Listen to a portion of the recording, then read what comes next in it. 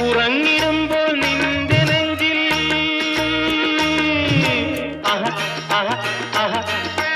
ഉണർന്നിരിക്കും ഞാൻ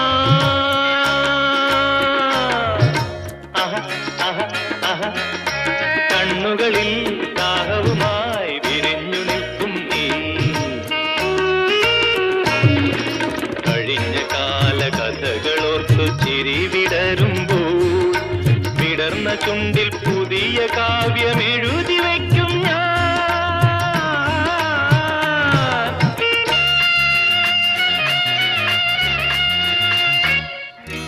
ഏയ് ഏയ് മുൻകോപക്കാരി